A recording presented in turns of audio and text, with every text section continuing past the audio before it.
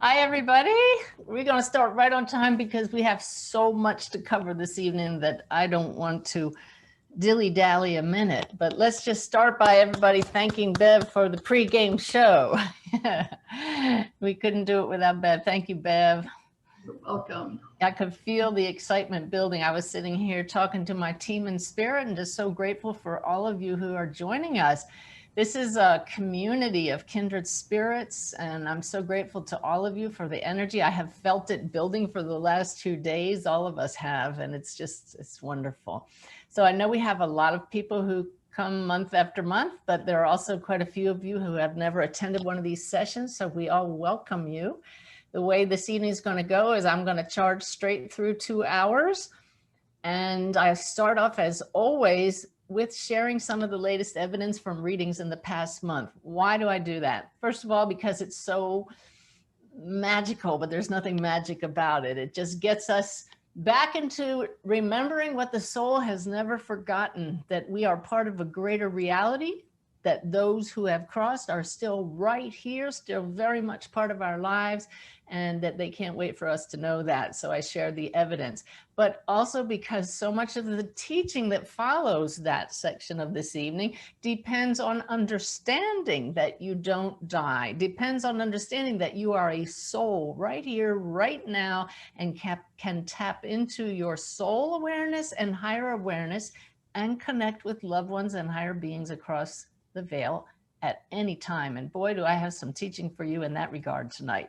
So lots of great new insights from spirit. In fact, if some of you, I guess most of you probably saw that photo I sent around with all the note cards spread out on the floor. I was just so bombarded with information. I was getting lost in on the screen on my computer. So I put one idea per card and organized them like playing cards. It was quite interesting. I'm just grateful. I have some really wonderful slides to share with you this evening that will help you to process a lot of this information in case it's new for any of you. And the wonderful part about this is that we're recording it. So if any of it just doesn't sink in tonight, you'll be able to go back after you get the recording and listen to the parts that really resonated with you or that you feel you need more clarity with. And Bev will have that recording sent out by email either Thursday or Friday. All righty. So let's see. Let's start by bringing us all together as a group. I'm sure like me and like Bev, you've had a very busy day and your minds are probably still wandering here and there. So let's just become present so that we really hear what we need to hear this evening. So why don't you join me? Let's just close our eyes for a moment and visualize yourself sitting in a shaft of white light that comes from above as far as you can imagine, goes all the way around you and through you and anchors you into the center of the earth. And sitting in that shaft, you can become aware of being connected with all that is. You always are, whether or not you're visualizing this, but now breathe in the light in that shaft from above and below. Breathe it into your heart, nice and deep. And just exhale nice and slowly. Moving the awareness to the heart area. Realize that you are a fellow light being with all of us here. Feel the love that dwells there and send it outwards. And that's how we'll greet each other this evening, with the light of our inner being. So just imagine those in the spirit world just looking down on earth right now. Just imagine how the glow just increased. And everybody that's in our path got some of that. So we're just so grateful for coming together today, for answering the nudge of our soul to be present, to bask in this presence, to learn new things, to share love with each other, to leave here changed by this experience. And may each of us hear exactly what we need to hear. Coming to know our innate connection with all that is and to know that we're never alone. With gratitude for this experience and for each other, we're ready to receive. All right. Very nice. Thank you. So let's just kick it right off with some sharing from the recent readings. And again, these sessions are not just for medium wannabes, medium students, or practicing mediums. These sessions show us that we all have the capability to connect, but when we do, and we do so with clarity, those across the veil will give us evidence. So I try to bring examples that will share some lesson with us, as well as just the means to celebrate that spirit is this close. But I find that it's best when we do readings as mediums that we not just get bits of evidence about those in spirit, but that we know why they're showing us these things. We know what emotion comes with them, when it's very clear what they're showing us or telling us, but that doesn't always happen. So I had a couple examples of that, because it's funny when you can't combine a visual with a feeling, or you can't combine words with a knowing. Sometimes it's kind of comical how it turns out. So I was connecting earlier this week with a woman who has a son in the spirit world. And by way of showing us that it was really him, he made my heart palpitate. And that's a clear sign, a physical sign in my own body that this person had a heart ailment. And indeed, he did pass from a heart attack. And he even said to me, showed me an ambulance. I could hear the siren. It's actually quite unusual in my readings. Almost all of those who I've brought through, if they had a heart issue, it's kind of funny why this is. Many of them pass immediately or in their sleep. But in this case, very rare that this should happen. I heard that ambulance, and I said that to his mom. He's showing me he actually was transported to the hospital, and he's telling me that he is such a large guy that he gave the EMTs a lot of work. He says he was at least 250, 275 pounds. And she laughed and she said, yes, he was. They had to work for it. And he showed me how much he enjoyed computer games, kind of like World of Warcraft games. Showed me in his bedroom there in the house, even though he was a grown man doing that in his mother's house. He also showed me by way of work that he had wore work boots and a tool belt. I couldn't see exactly what kind of work it was, but that was enough for his mom to say, yeah, that's him, along with his personality, which was very much a reflection of him. But at one point I saw this thing and I hesitated to say it because I thought, what is he showing me? He held his hand like a gun and he pointed it at his hip. And then he pointed it down just a little. He went like this and then down.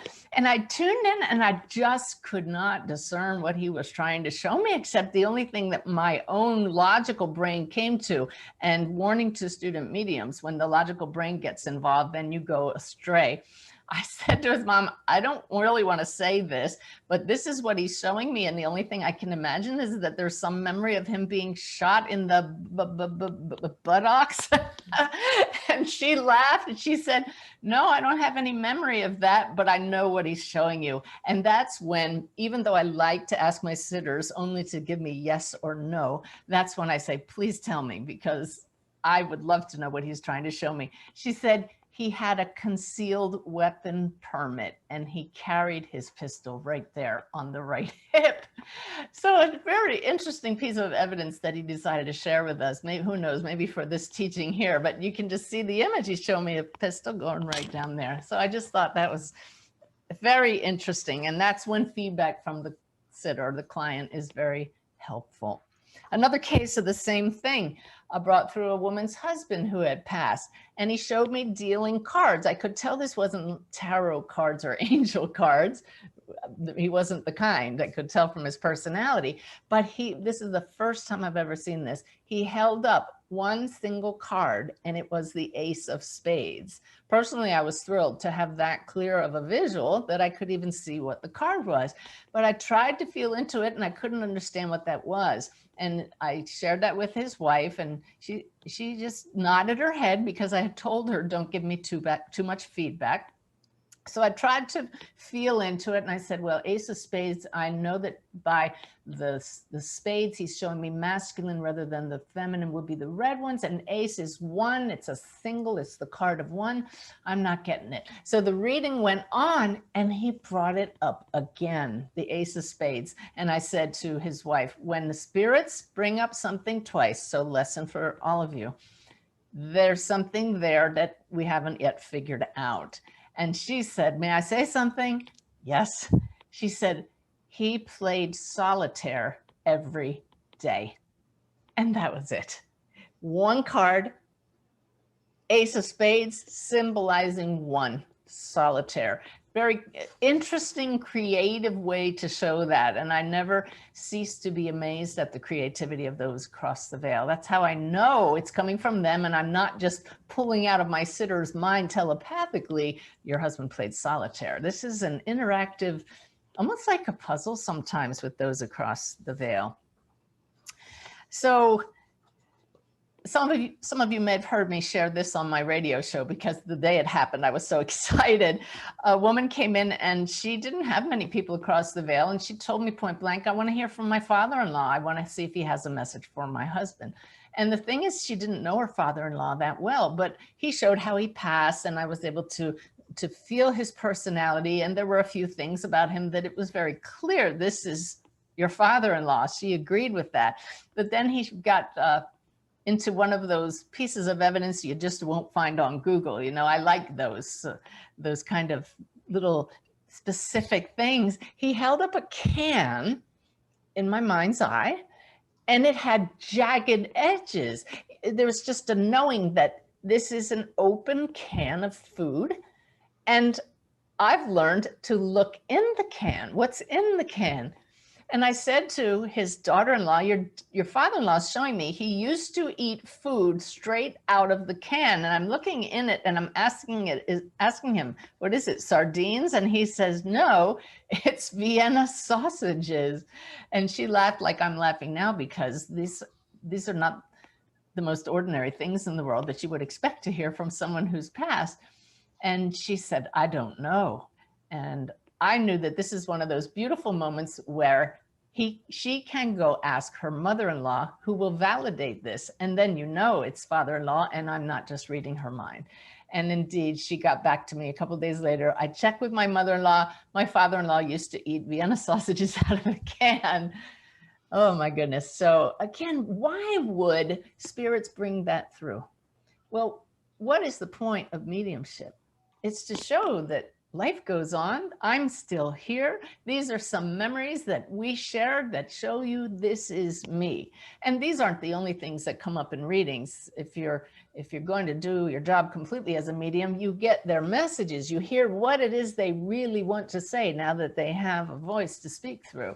So we got that in the message. A lot of feelings of pride for his son and some things that he didn't get to say. So I just thought that was a beautiful piece of energy, of evidence.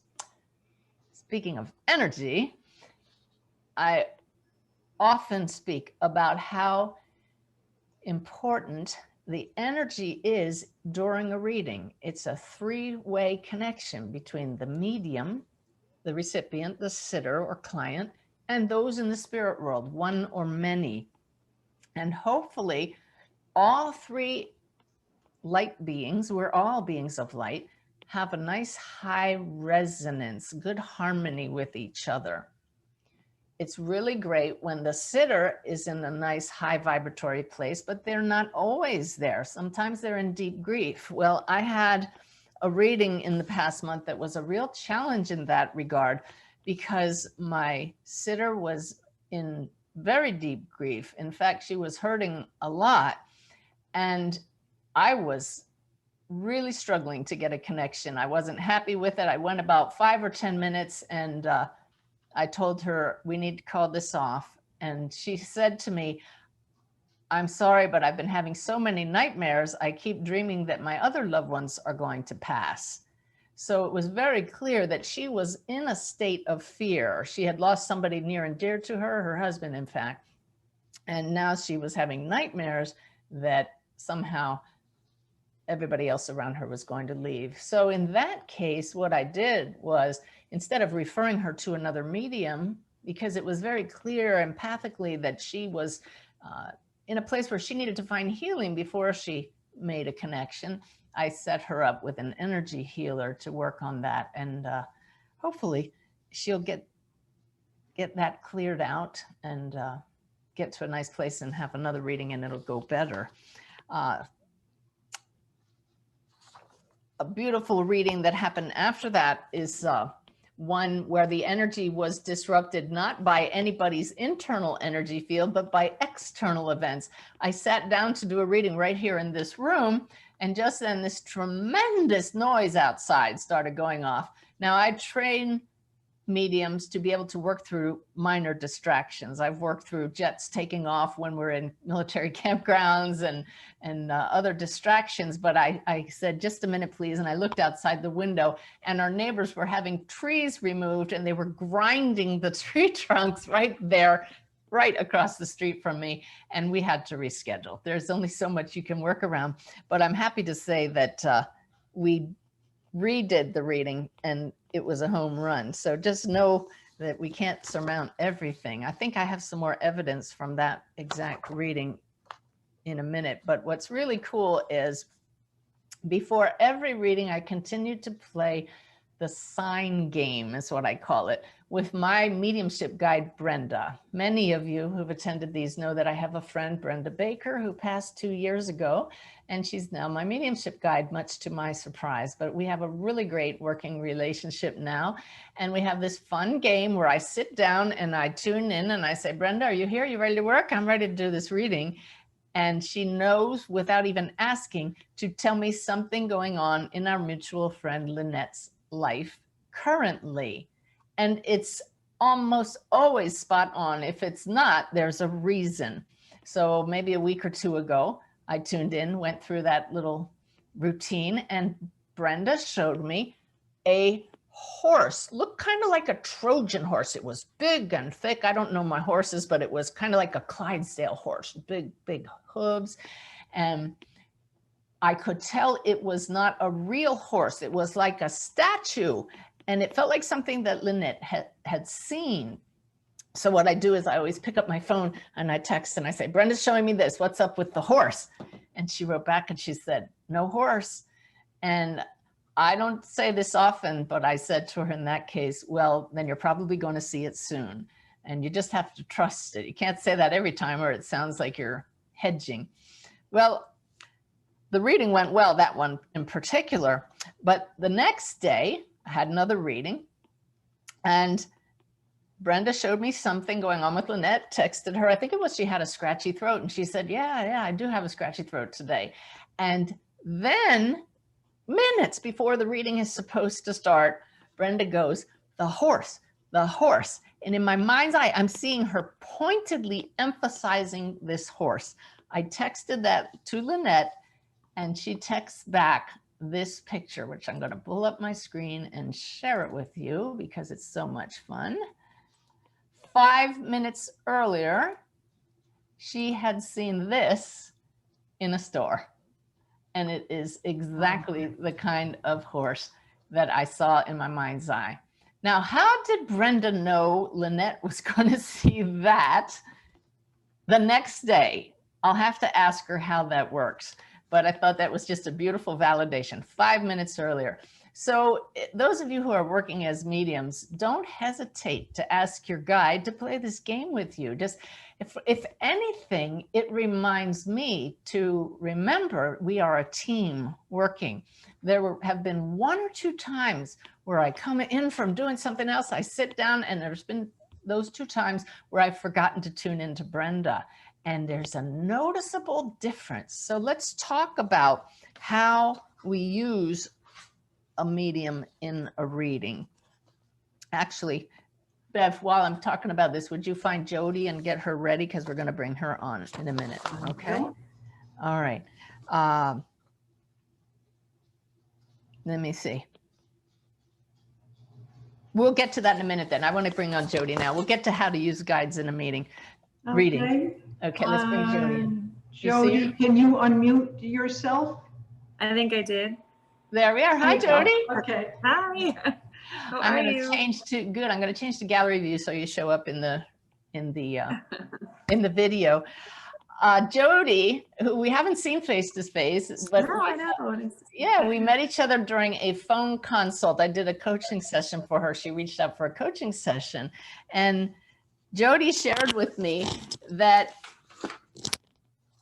She was taking one of my online mediumship courses, right, Jody? That's And right. you had finished the first module, and we had talked about getting to meet your guides. So just want to briefly tell us what happened in that module when you tried to do that.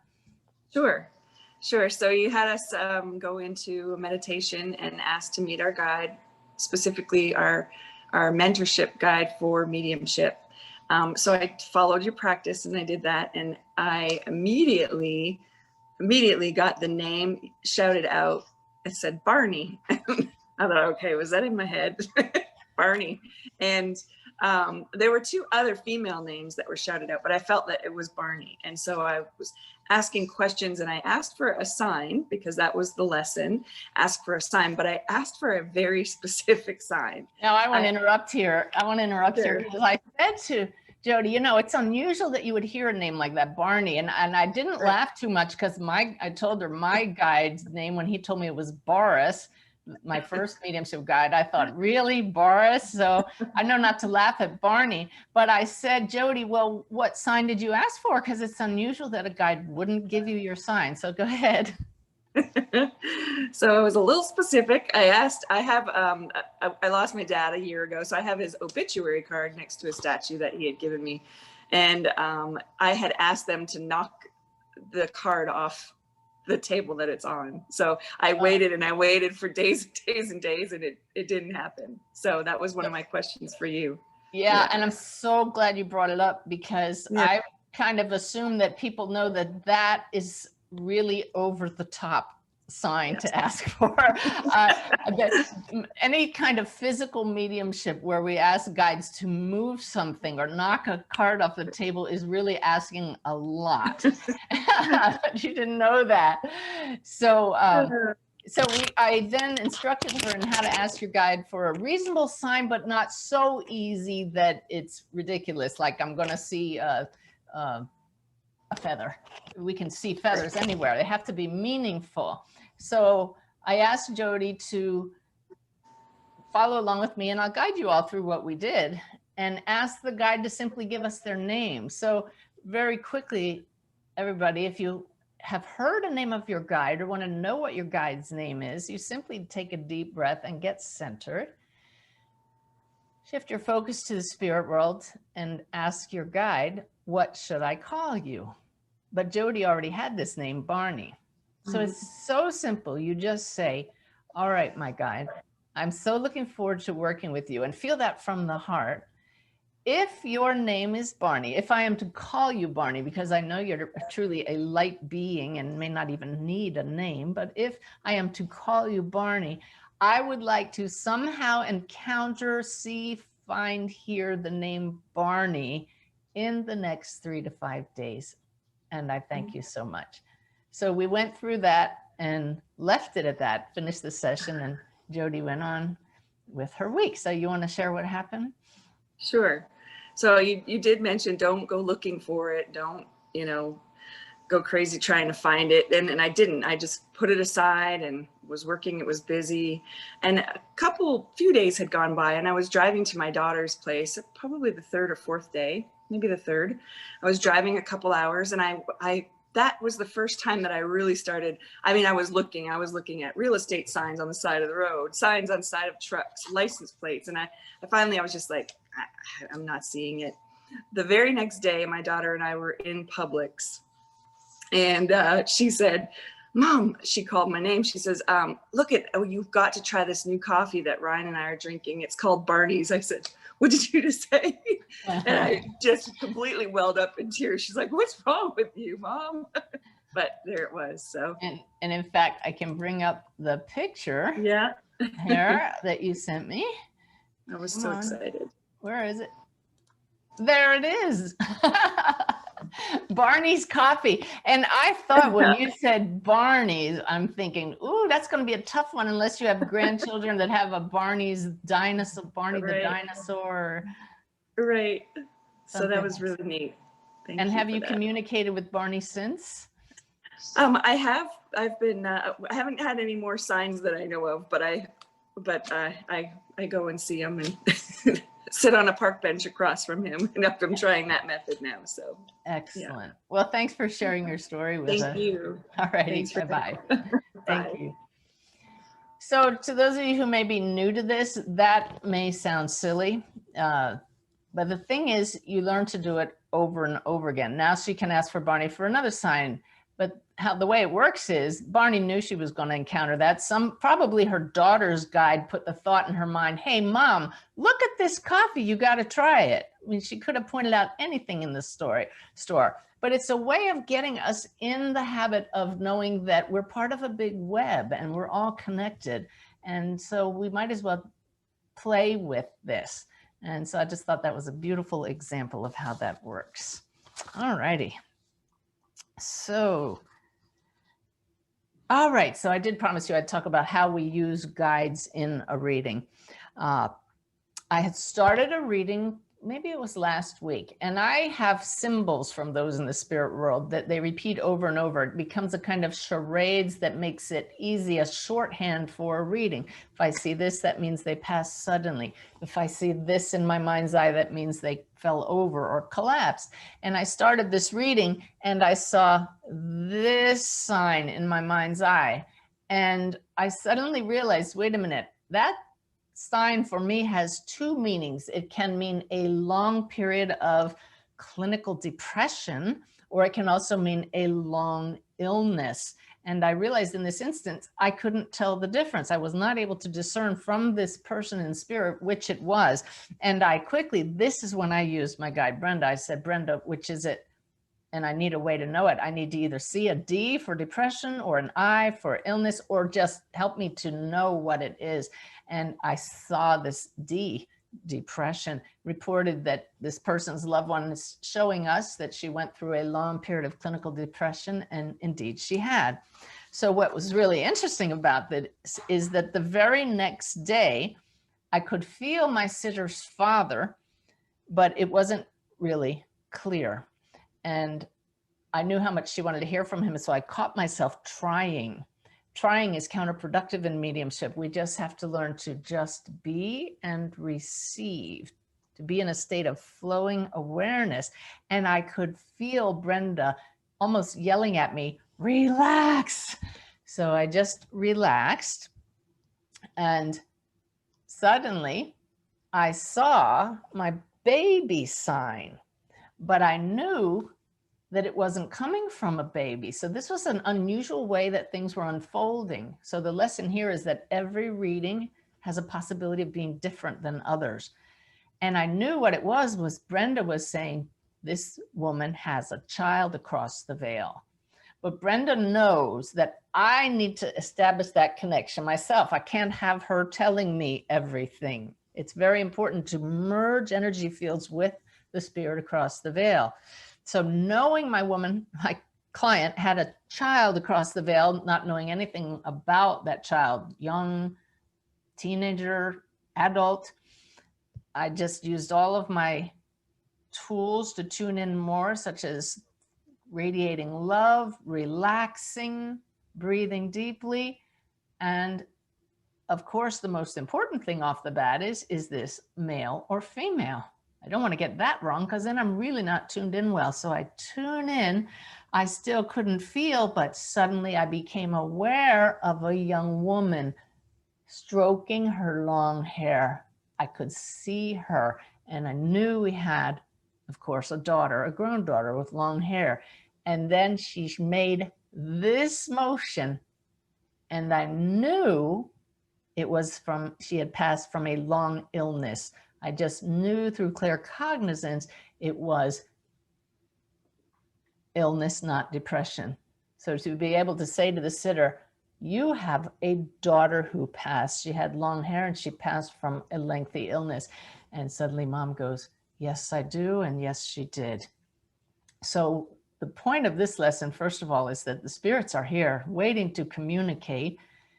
Sometimes we, the mediums, really have to work it to get that energy going in the beginning, especially if your client is in grief. But we do have guides. They'll help us to a certain point. And I just love how Brenda stayed back, knew her boundaries, knew that I needed to feel that young woman. And very importantly, because the day before I had asked, I need to know what this means, illness or depression, the very next day it came up and it worked.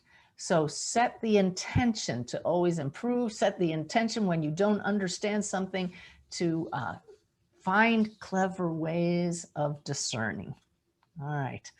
Oh, that's a lot right off the bat. Usually, yep, half an hour. We go about half an hour with the evidence, and that's what I had for the evidence part. We'll take just a couple questions from anybody. Bev is going to ask them for those of you who put them in the chat box. We have a tremendous number of people tonight, so I'll only be able to get a few questions.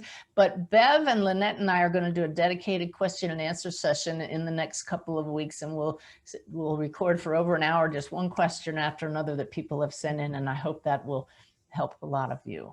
For now, Bev, you have one for us? Yes, Karen asks, is past life regression or between life regression something the higher realm would recommend for perspective in our current human lives? And the guides are saying that that is absolutely person dependent.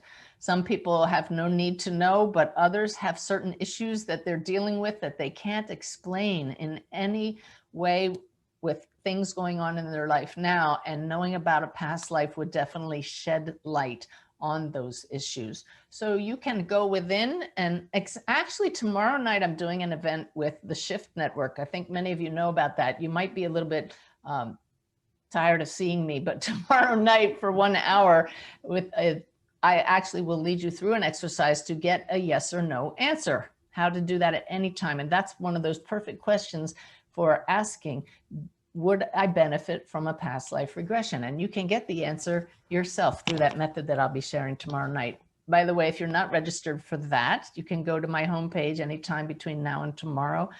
And it's right at the top of the homepage on a banner. It's called Soul to Soul Communications, 1 hour. And if you can't attend tomorrow and don't want to, or just don't want to see me 2 nights in a row, if you register, they will send you a link afterwards, the Shift Network. Is there another one, Beth? Yes. Linda asks, do our thoughts and feelings and energy affect the climate and the weather? Oh my goodness. Oh, you wish you had seen that big lip twitch that I just got. I'm being shown by the guides that Mother Earth is so much more powerful than even the humans that inhabit her body that it is a negligible effect, that she's got the weather. That's her thing. Okay. All right. One more, please. Lori asks, do souls go through a kind of orientation once they pass, or are they immediately put to work, so to speak? That is a great question. And that one is also soul dependent. My mother, I know for a fact, went through a little period of recovery and rest after passing. Brenda went straight to work visiting her friends and letting everybody know that she's fine because she'd done her work here on clearing out all of her emotional wounds and raising her vibration as high as possible. So where do you fit along that spectrum? My mother had no belief in an afterlife, even with me as a daughter. She just couldn't fathom a greater reality. And then there are those who were ill for a long time or had dementia, and their souls are adjusting already before they even pass. Those who pass traumatically may be quite surprised at the human level, and they have to integrate that with what the soul already knew was happening. So again, it's going to depend on each soul. But you know, Spirit knows exactly what every soul needs, and it's always loving, always gentle, which is very comforting. All right. Thank you, Bev, and thank you for those questions. All righty, let's see. So anybody finding these times a little challenging? I know that we have, you look at the people raising your hand. You can do that on Zoom, you know, raise your hand. Wow. The whole purpose of sharing all that evidence is to show you that we are souls. Our lives continue after this one. We can actually tune into our soul awareness, come from the point of view, us, the soul, here and now. And this is what has changed my life so dramatically, is that higher perspective. And those who have been into this field for a long time know that. Bev often says to me, I had to get in my hot air balloon today, Suzanne. And that means she had to rise above the drama. And that's what's happening here.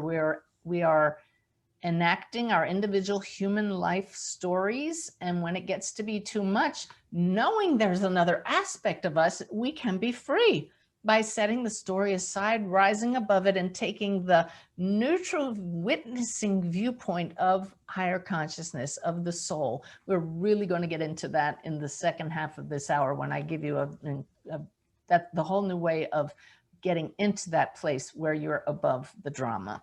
All right. But first, Bev, would you find Elise, please? Because I'm going to bring her on right after I talk about this. So I just want you to keep in mind that is the goal, to learn the flexibility of your point of view. If you're getting sucked into the drama, step into soul awareness. Make choices from that higher place, choices that are aligned with the soul, which would be from a place of compassion, understanding why people do what they do, and trying not to get sucked back down into the drama. So how to do that, we'll be getting to later. Wanted to give you evidence, though, that our guides really do have the higher perspective. So this happened in a reading that I just did recently for a woman who wanted messages from her loved ones or her guides. This is her specific intention about healing herself. When we sat down, I asked, what is your intention for our session today?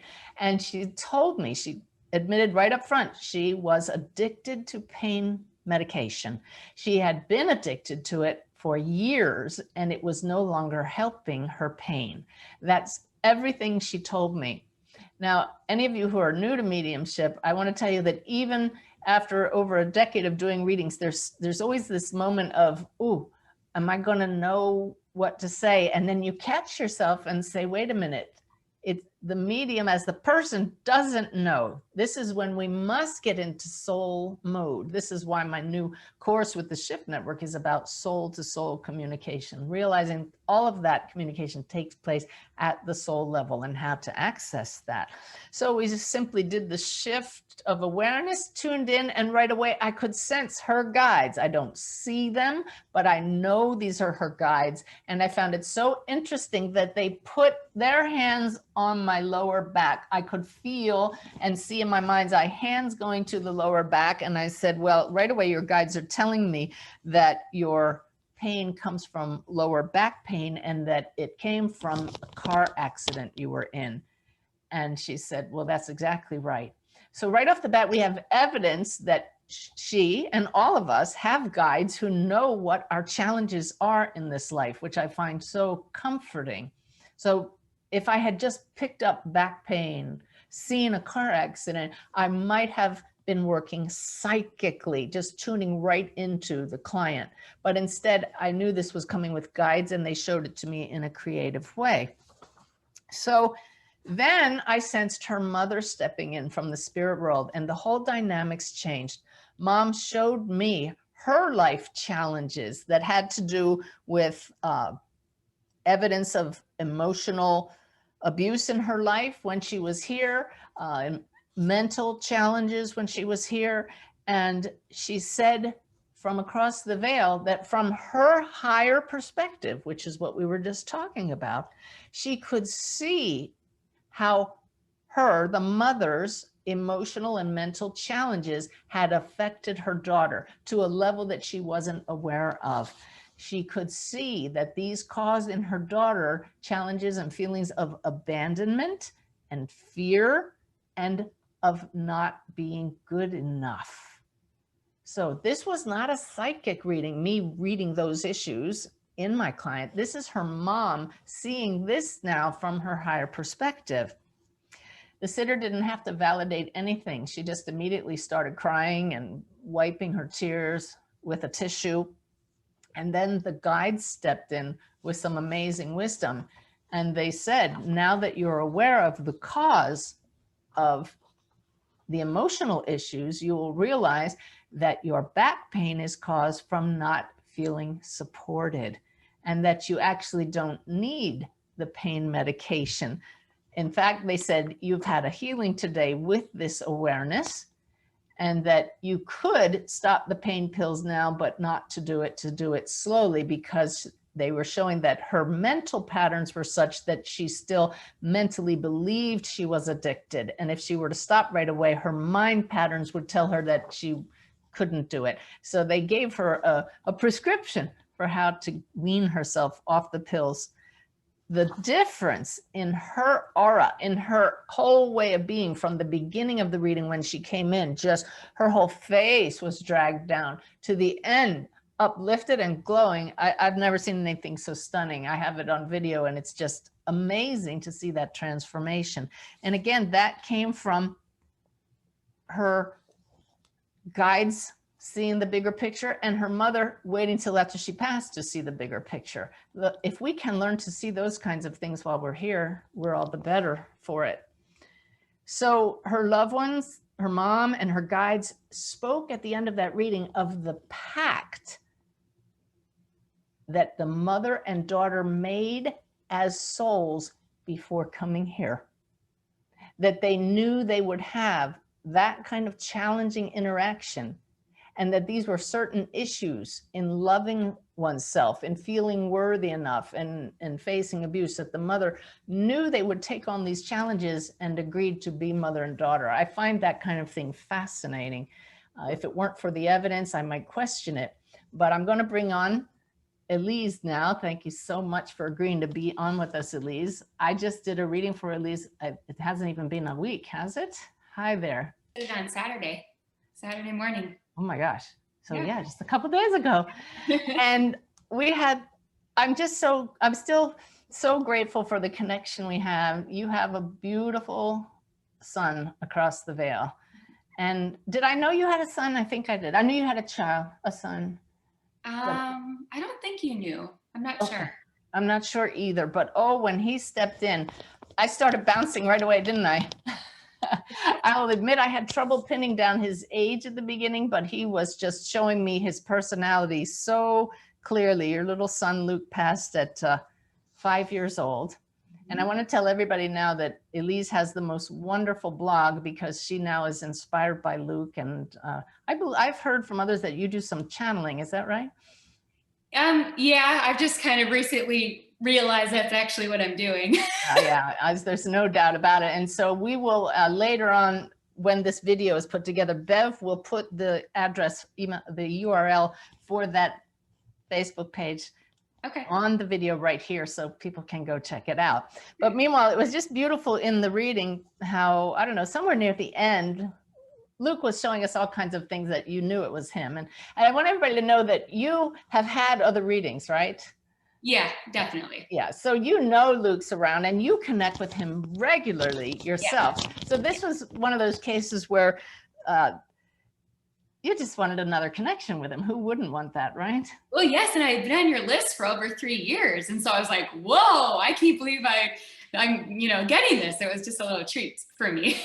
Well, I'm happy it went well. Yeah. There was one point where he showed me a train. And it wasn't just any train. And he pulled my hand to the right. My dad was a railroad engineer. He referenced father.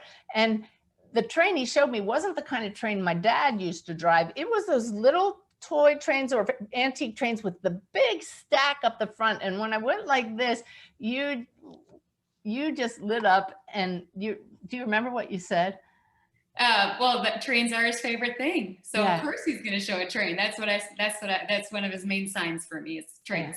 Yeah. I love that. And then the visual that he gave me next was so clear. He showed me 4 years old, and I knew he was 5. So I said, this happened 1 year before he passed. Very specific he was. And he's in this suit, and he looks so cute because he's small in this suit.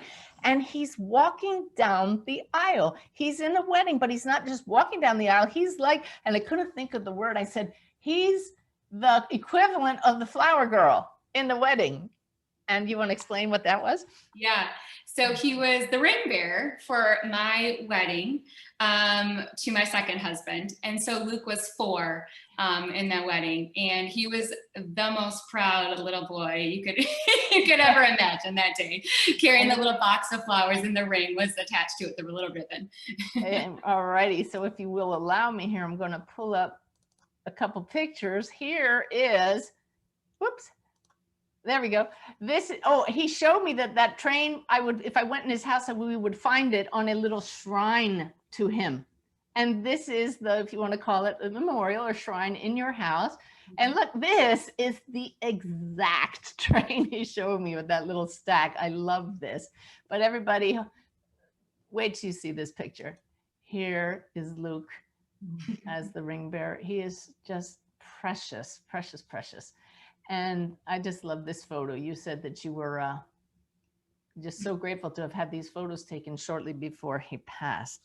But the reason we're sharing this, besides being able to celebrate that Luke is still here, and you already know that, I'm going to turn the camera right onto you now when you talk, is that we got to talking and you said, does he have a message for his brother? And he showed me him as a soul, Luke as a soul. And then he made this motion about dividing the soul or moving towards the earth. So I knew there was a connection, that I felt that I knew that his little brother was his little brother, came after him. I interpreted this as a part of me came to be Benjamin, but that wasn't it at all. And I want Elise to share how she knows that we have soul pacts, starting with what you asked Luke when he was little. Okay. So Luke passed very, very suddenly, just a fluke freak accident. So exactly 8 days before he passed, I randomly, which of course we know it's not random, but I randomly said to him, Luke, did you pick me to be your mommy? And he did not even think for a second. He immediately said, no, my first choice was to stay in heaven forever. And my second choice was to go into your belly. And I was like floored by that, first of all. And then I was like in my head thinking, well, that means he remembers heaven. He just said, you know, I wanted to stay in heaven. And then I said, well, tell me more about heaven. And he said, I can't say anymore. And my kid was a very exuberant, gregarious talker, and high energetic. And so the fact that he said he couldn't say anything more was very weird. That was not his personality. So then fast forward only 8 days later, and he suddenly transitioned. And that one statement that he had made, like, literally affected my grief journey 100%, because I knew he came from heaven and I knew he went right back again. That's right. Yeah. So then what happened when you talked to Benjamin about? Yes. Okay. So my little guy, who is still here on earth with me, he was only a newborn when Luke passed. He was only 11 weeks old. So of course he has no human memories of Luke, but he definitely says things about Luke that you know he shouldn't know, obviously. But so when he was 4 years old, so that 4 is a big number here. When he was 4 years old, I was sitting on the couch with him, and I kissed him on his forehead. And since I already believed in soul contracts, I said, "Oh, thank you, Ben, for picking me to be your mommy." And he looked right up at me and said, "Well, I didn't pick. Luke picked." And I was like, Ooh, I got goosebumps. I was like, wait, Luke picked me for you? And he looked up with a huge smile and he said, yeah. And I was like, wow, I'm so glad. He goes, me too, with the biggest smile. And that's, now I understood after she told me that, what he meant by this. I sent him. And it's just beautiful and so affirming for all of us. And we can see at the higher levels how, and you even said it, you would have just wanted to be with Luke in heaven. You would have wanted to go and be with him, but you had this brand new baby that had to be made, because I can say with 100% fact I would not still be here if I hadn't had Benjamin and as a newborn who I had to care for. So yeah. So we just need to trust. Yeah. Thank you so much for coming and sharing that beautiful story with us. Thank you. All right, I hope people will go check out your Facebook page. Thanks. All right, thanks, Elise. Nice to see you again. All right, isn't that beautiful? Let me go back here. All righty, let's see. So I advise anybody who's working as a medium after every reading, just look and see how could that have gone better, celebrate what went great. I had a lot to be happy about in that, but I was also aware that I got trained, but not a story about the trains. Of course, Elise jumped in and said that was his thing, but I didn't feel more that I could relate with that. He showed me bats, literally the bats that fly, and it turns out they have an infestation in their neighborhood now. But bits and pieces like that are beautiful. But the goal is when you can really relive moments with the spirits. Really, a medium is the voice for those who have passed. So what do loved ones want to do when they get together? What do you want to do when you haven't seen your loved ones here for a while? You sit down and you want to reminisce. So we can be the mouth for those who want to reminisce for a while now that we're making this connection, even if it's across the veil. So going into the next reading, I sat and had a chat with Brenda. Look, I don't just want bits and pieces. It's easy to fall back into that habit. Let's keep pushing for the bigger picture. And I even worked that into the invocation of the reading the very next day, just Sunday it was. And I said, may you share with me exactly what situations these things you're showing me happened in and what they mean to you and why you're bringing it up. You see the depth we can get here. And I could not have been happier with how that reading went. The woman told me she wanted to hear from, and I'm going to change the name here. I have her permission to share this, but we'll change the name. All she said was, I want to hear from Anthony. Well, Anthony could be anybody. I have an awful lot of parents come to me, but Anthony could have been dad, husband, whatever. And even before I tuned in, I sat down and I heard what love has brought together, let no man put asunder. And I said, oh my God, this is a husband. This is a husband. This is clever. I never heard anything like that before reading. And so we start the reading and I said, well, I know right off the bat you have a husband. She said, yes, Anthony's my husband. And I could barely get through the invocation and he just started talking. Ooh, the flow was just beautiful. But what was really cool was feeling him. I said, he's very well educated. He has a PhD. He loves to do reading, lots of reading. And he's showing me the two of you sitting on the couch together with a nice drink in your hand. It's very comfortable. But as I walk into his study, I see 3 stacks of paper. He's doing writing, and it's on very eclectic topics. And all of a sudden, I saw Amazon.com in my mind's eye. I said, your husband's showing me that his writing ended up in books, but he's showing me a kind of a small audience, little esoteric topics, not something everybody would be interested in. And she's just sitting there nodding her head. And I'm thinking, I said, he's showing me he was very professorial, but he doesn't feel like a professor. So let's just keep going. And then he took me into a coffee shop. I said, I'm sitting in a coffee shop as him, and he's just looking around. He's so at ease, so comfortable, drinking that coffee, watching people. And he's so interested in what makes people tick. And she's just nodding her head. I said, in fact, he'll start up a conversation with a stranger and ask a question just to see what they say about that. In fact, it's because his topic is anthropology or sociology. And I have to tell you, this is just why we ask for these things to unfold as they do. Her husband had a PhD in sociology. He wrote 3 books on sociology. They're on Amazon. Love to read.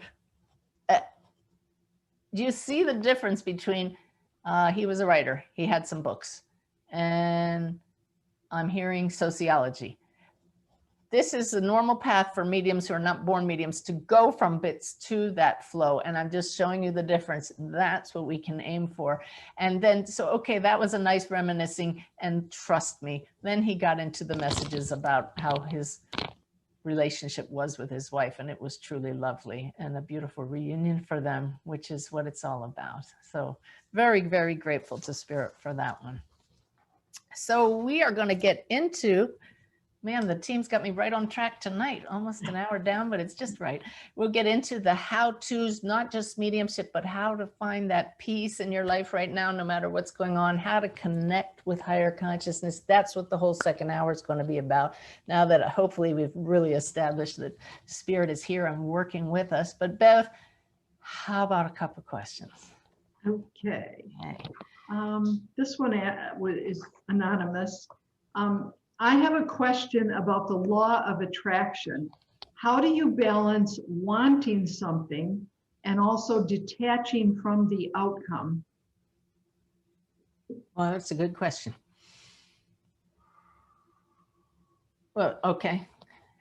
I hope I'm modeling that I don't answer these questions. You shift and you ask. And the guides right off said, this is where the trust comes in. You have to be willing to let it go. We recognize that we humans want things. We have desires, and we can go on wanting and desiring all we want, but it doesn't mean we're going to get it. We have to know that those in spirit help us to get things that we set our intention on. That's the law of attraction, but only if it serves the greater good. And they know what will serve us. Sometimes we get things because it teaches us a lesson we need to have in the opposite way, that, look, you asked for that and you manifested it, but that really wasn't what was in your best interest. So it's an interesting web how that works. But you just hold the highest intention that what you feel you need will serve the greatest good, and then trust that if it's meant to be, it will happen. Actually, last month's mentoring with my story of wanting a second house that we found with a waterfall in the backyard so badly, was sure we manifested that, and we did, and then it fell apart for a reason. So you might want to check that one out. Okay, how about another one, Beth? Sort of part two to that question. The next question was, what do you do when you are detached from an outcome, but your partner is not?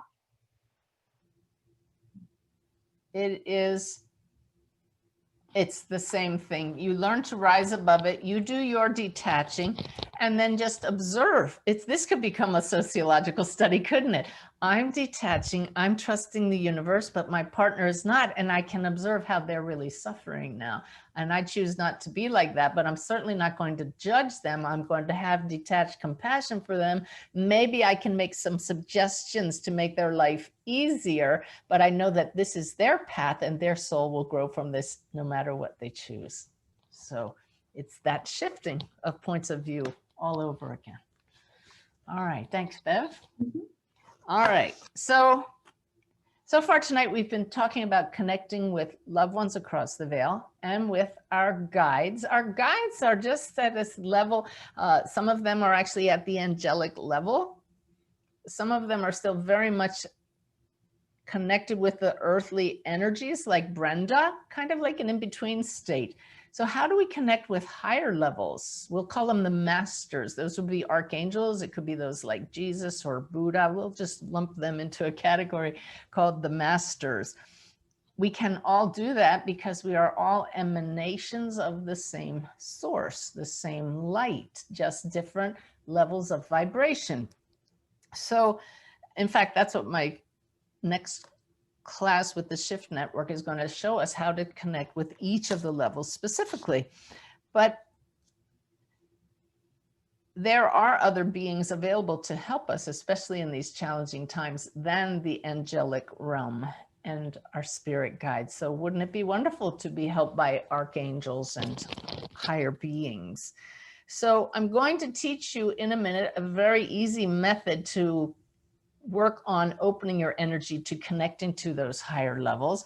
But first, I want to show you why you can trust this teaching, because a really magical moment happened as I was asking about how to teach this.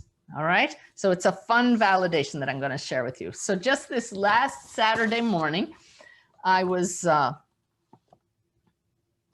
awakened at 3 in the morning and got this teaching. So I went into meditation at 7:30 here in this room where I do every morning, get the daily way message from my guides.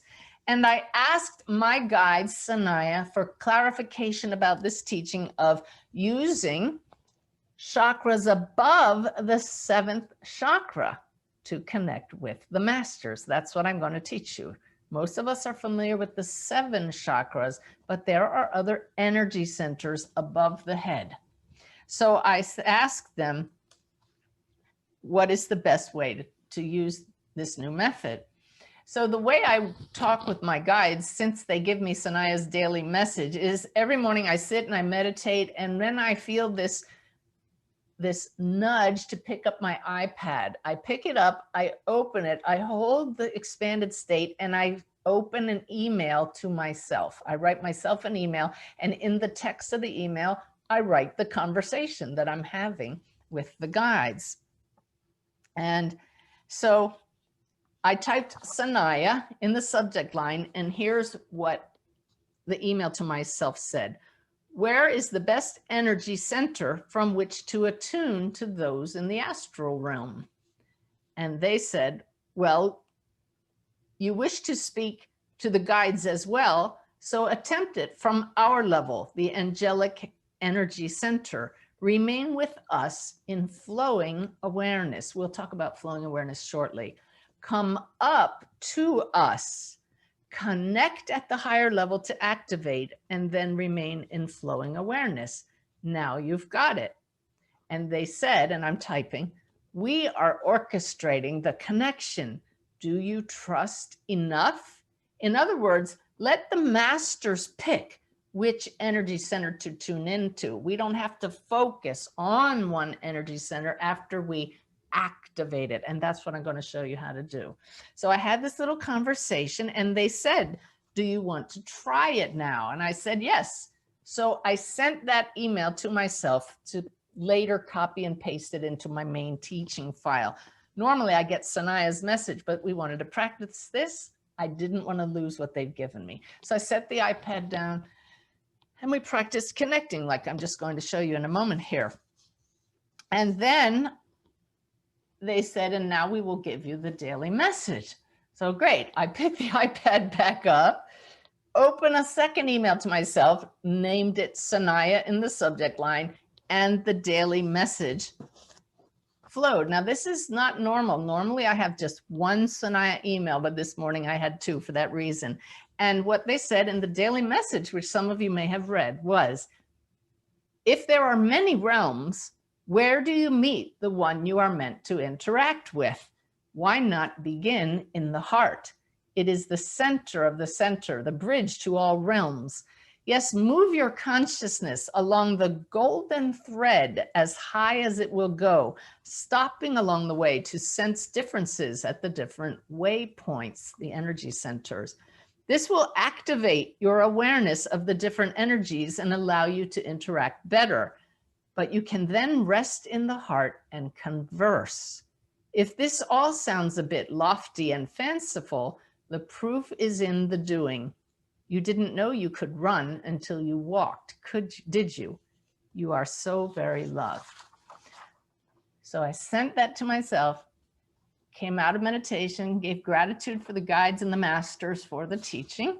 And I hope you understand what they're saying. And I'm going to teach you how this works, that we have 7 energy centers, and there are higher ones that by touching on them with the intention of connecting to the beings who live at those realms, then we move our consciousness back to the heart and let the masters pick what chakra they're going to come through and which one they're going to work through. We just flow our awareness out through the heart. That was the teaching. So I went downstairs, pulled up my laptop to open up these 2 emails and copy them and post Sanaya's daily message. And I'm going to share with you now the little God wink that happened, because it was a stunner. All right, so I'm going to share my screen. We'll pull up that lovely picture of Elise and Luke again. Here is a screenshot of what greeted me when I pulled up Gmail. You can see here 2 messages sent from me in my inbox to me. They're both the emails from Sanaya. And here's the first one, written at 7:37 a.m. And I said, where is the best place from which to attune to those in the astral realm? And then you can see one sent a few minutes later after I practiced it at 7:43, Sanaya and their message. If there are many realms, where do you meet these beings? Well, here's what blew me away. There's the second email. I blocked these out so that you wouldn't see people's personal email addresses. But this one, I looked down and noticed this email I'm about to show you was in my inbox that arrived right in the middle of me sending these two emails when I'm talking to the masters about which chakra do we focus on. Are you ready? This is a so-called random email in my inbox from the golf pros where I live. The subject line of the email is Masters Pick'em. I'm going to let you just look at that one for a minute because it blew my mind. I looked at that and I said, are you kidding me? That is a God wink of the first order. It was all about some Masters tournament and they called it Masters Pick'em. I've never heard of it before, but hopefully I explained that clearly enough. I never before split up Sanaya messages. I'm asking them, how do we know how to meet the guides in the middle? And they come back with this email right there, Masters Pick'em. So we have to learn to notice these God winks. So many people say, I don't get signs. I don't get signs. They're right in our face if we are attuned. And the remaining part of tonight is going to be how to remain connected as often as you can, even up to all the time. That's the goal. All right. So let's just quickly talk about this teaching here. I'm going to assume that, how did we go back to that one? Let's go back here. All right, there we go. I'm going to assume that most of you are familiar with the 7 energy centers in the body. The first, second, third, fourth, fifth at the throat, sixth is the third eye, and the crown energy centers. These are part of our energy body, not our physical body, and they're the exchange points of the non-physical energy with our physical body. And we can learn to tune into these to deal with different issues. And this is how the spirits communicate with us. And the heart, of course, is the bridge to the spirit world, the bridge of the soul. One thing I would like to recommend all of you try after tonight is to get to sense the different energies of these energy centers. Most of us who've studied these know that they're usually depicted with different colors. Red, orange, yellow for the first 3. The heart is usually depicted as green, the throat, light blue, third eye, indigo, and the crown chakra is violet, because they do resonate with different frequencies of energy. That energy is consciousness, thought patterns. In my upcoming course, we're actually going to do an exercise where we go through each of the chakras and notice the difference in the vibration. Just that simple act of doing that will help you fine-tune your sensing ability. Sensing the subtle energies of the spirit world. We don't have time for that tonight, but I'd like to give you the idea to do that. But what the guides got me up in the middle of the night to show me is that if you see now this picture just changed, we have energy centers still within our own soul's energy field above the crown chakra. We also have them below, and we're going to be talking about those in December's mentoring webinar. But for now, I'm not going to give them names. I'm not going to give them numbers.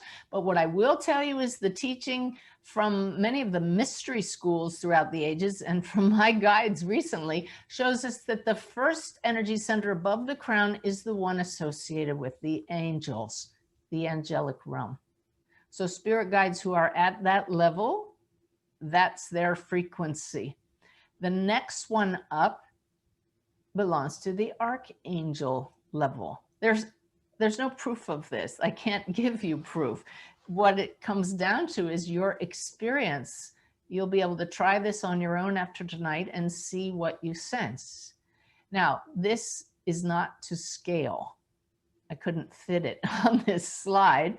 However, what's optimum is if you go into meditation and do exactly what is in that message from Sanaya on the Daily Way from Saturday. They talked about a golden thread. Let me bring me back on the screen here. In the invocation we did this evening as we started, I had you visualize yourself in a shaft of white light. That light is very real. I wish you could see my little dog Nellie every morning when we come up here to meditate. She doesn't go in her bed. She runs right under my chair because she loves the feeling of me sitting in that shaft of white light. It's amazing to see that effect. And so that column of light is what connects you to the grid of consciousness, the field of energy of love from which you as a pattern of human awareness arise. So the golden thread is just a way of visualizing one line that connects all the chakras in one direct line. So where you move your consciousness is where energy flows. Where consciousness goes, energy flows. That's why we say put your awareness in the heart when you work to connect with loved ones or angels or archangels. Otherwise, we'd be going like this all the time, right? But what they're saying is activate your connection with those levels. Open yourself to the flow of energy from these higher energy centers and let the higher beings do the work from there. So how do you do that? Well, just do that with me right now. Let's just close our eyes for a moment, trusting that the masters have got this. Take a nice deep breath and release any stress just to get centered. Let's move our awareness to the heart center right now. Picture this shaft of light. And now picture a golden thread connecting you as high as it can go in that shaft of light, coming straight down the spine. Now, they gave me a really cool visual. If you had that golden thread and there was honey dripping down it, it would move kind of slowly, wouldn't it? You could see this nice gooey drop coming down that thread. So let's move it up from the heart in the same way. Kind of with your consciousness, push just this nice drop of honey up past the throat, past the third eye, to the crown. Now you will need to sense this yourself. I'm not going to tell you how high up is the energy center where the angelic realm exchange chakra is, but just move your awareness up till you feel some slight change and see what feels different. You might feel sudden shift in energy. You might feel a little pressure or a little warmth, but it's above the crown chakra. Just feel into that for a moment. And put your full awareness there. That's all it takes to do what the angels told me is called activating that center. Set the intention that you get to know this center and that the energy from that center be allowed to flow back down that column much more readily and easily for you the more you do this practice. And they're telling me we don't have the time to give this its full practice in this environment now, but you would do the same thing then continuing higher to the next chakra, which is the archangelic realm, which is higher than the angelic one. It will have a different feeling. You can see why it benefits you to increase your discernment so you can feel a different sensation at each of the bodily chakras and then see the difference with the two above the head. Activate them just through the intention of opening yourself to the awareness and the energy and the information and the insights that flow from that level and being open to it. And as the masters told me, just move your awareness to the heart, remain in open flowing awareness to receive anything that flows in from above. So that's it in brief. You'll have it on video and you can go back and review that and then take a nice 15 to 30 minutes to go through that exercise in an non-disturbed, peaceful state and truly discern the energetics that are going on there. Okay, good. Oh, somebody just said thank you on the chat. So I'm glad to know that it's making sense what I'm sharing. We have 45 minutes left. I'm not going to do questions right now because now we're going to get into all the new stuff that some of it's brand new. The rest is a new way of putting all this together. All righty. And I will tell you that what prompted it is what's going on in our world now. On election day here in the US, I was asked by the IANS organizers, that's the International Association of Near-Death Studies, to be a panel member on 12 hours of chat about how to find peace and love and joy no matter what's going on in our world. And it was lovely. There were no politics discussed. It was exactly to show us that we don't have to give power to things that are upsetting. You know, we had all gone out and voted here in the US and we did our civic duty, and then we came to find that higher perspective that we're talking about this evening. By the way, whoa, I just had this urge to tell you all I love you. Is your heart nice and open? Get ready now, because this is going to be some teaching that can last you a lifetime. So in my panel, I was chatting with Peter Panagore and Ingrid Honkala. I love them both. They've both had near-death experiences. I have not. They were suddenly in the greater reality, flooded with this love, changed forever by the maximum amount of energy any soul is allowed to contain. I've had to work to that state with daily meditation, but I know where they're coming from. And Peter made a statement about knowing what divine love feels like. And I had to jump in and say, Peter, I know from doing workshops that there are a lot of people out there that actually don't even know what human love feels like.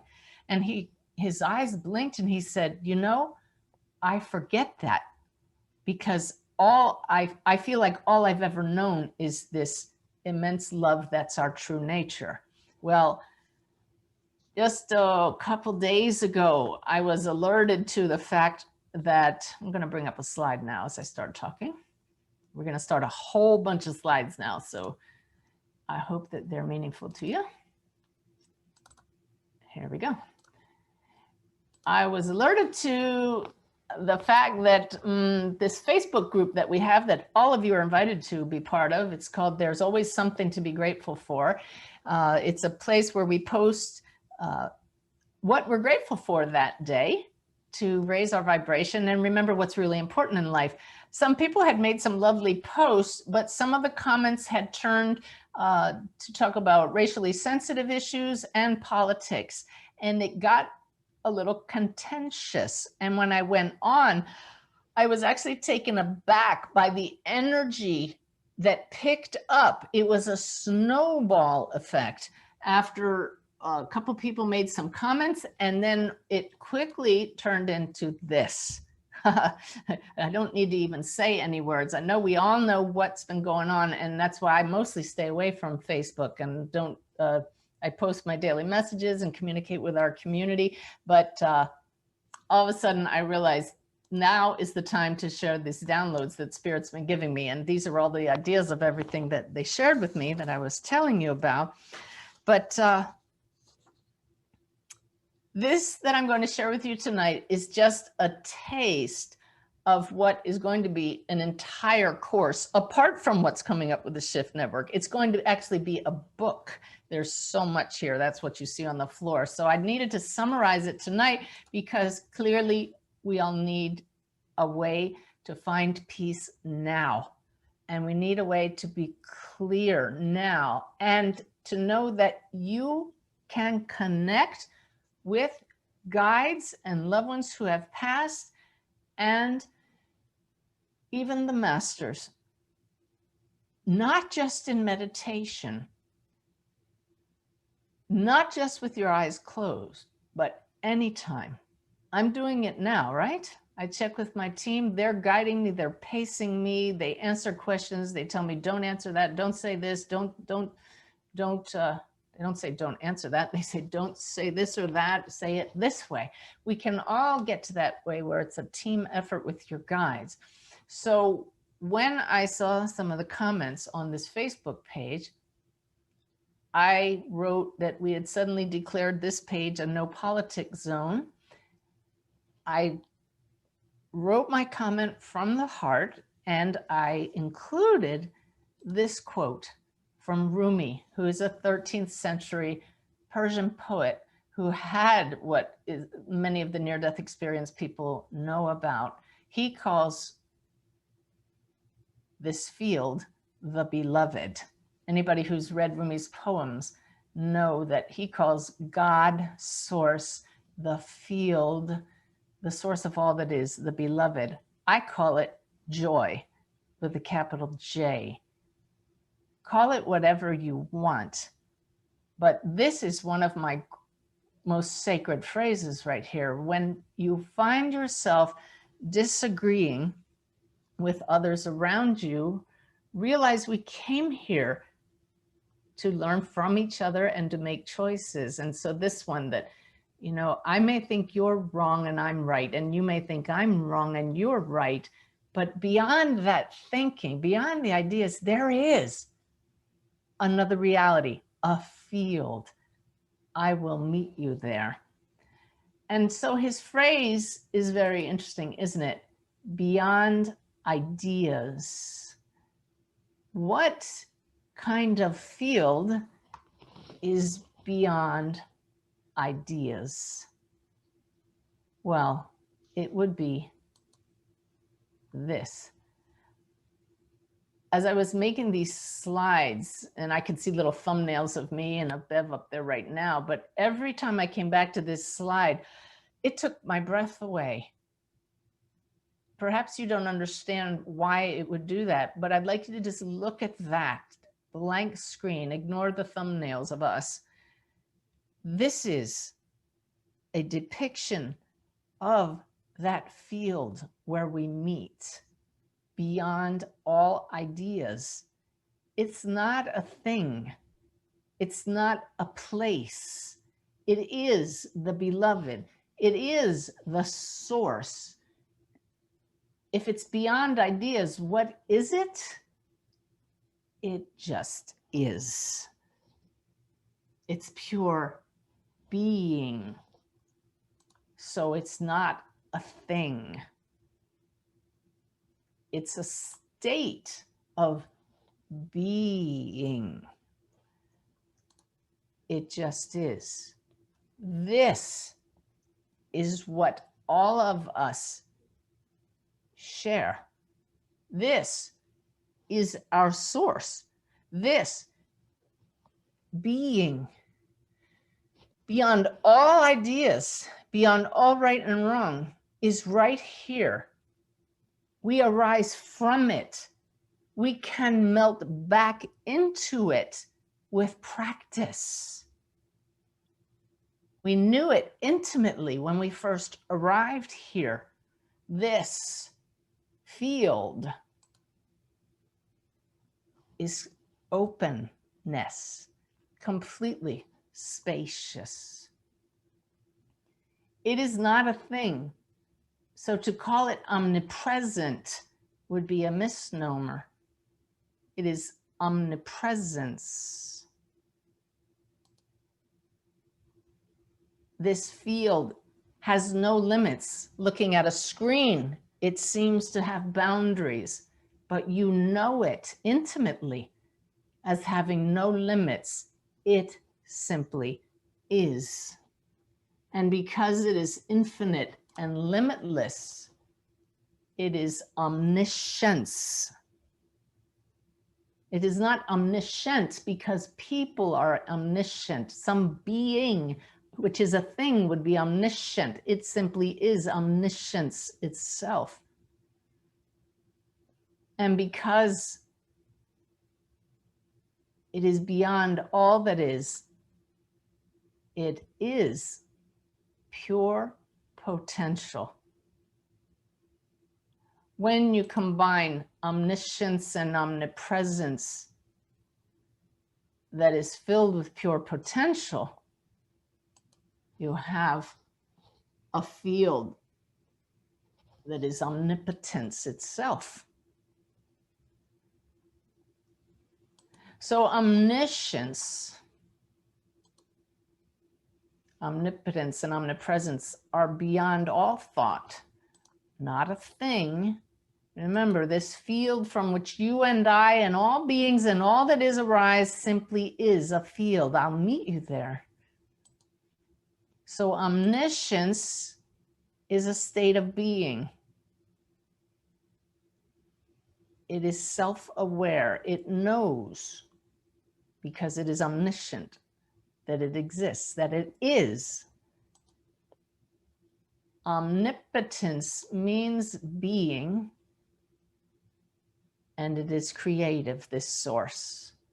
When you combine self-awareness and creativity,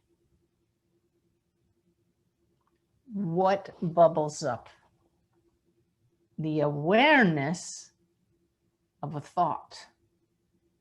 The very first thought, what would it be? I am.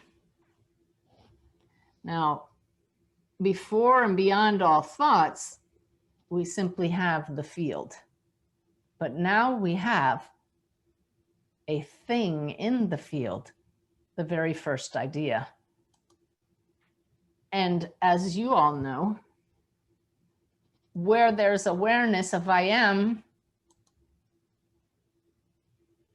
we have what we call self-awareness. This field is self-aware. So we now have a thing, a self. But because it's the very first thing that arose from this field, this would be the ultimate self. So you noticed here, I've capitalized this, capital S. We'll call this the true self. Many of you on a spiritual path have heard this spoken of, the true self. Because this true self arises from the field of omniscience and omnipotence and omnipresence and is self-aware, we could call this self, the beloved, the source, awareness with a capital A. And again, I call it joy. So awareness is infinite and limitless, self-aware and creative, and it manifests. Once it arose and knew itself as the first thought, then the thoughts started flowing. I love this slide.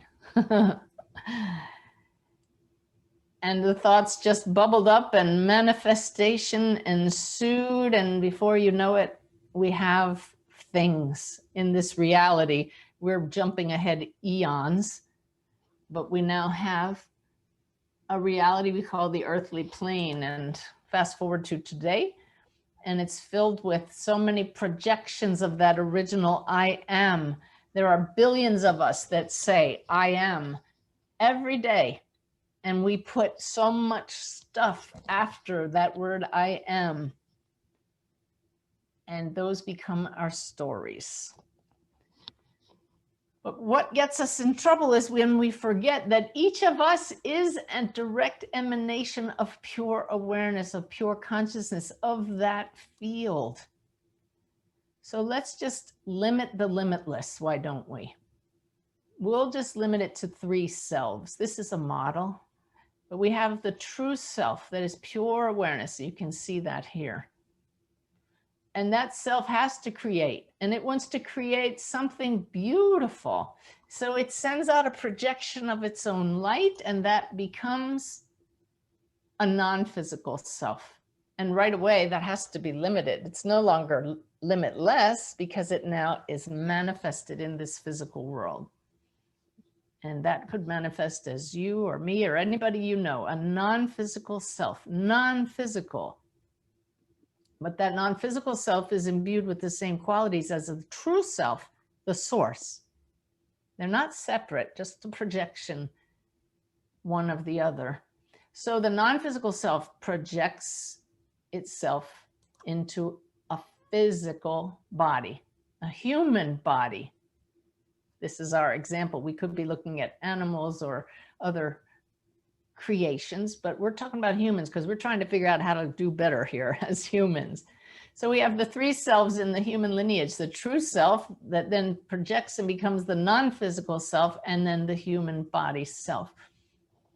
I hope you're all following me. This is trying to put words on something that has no words, all right?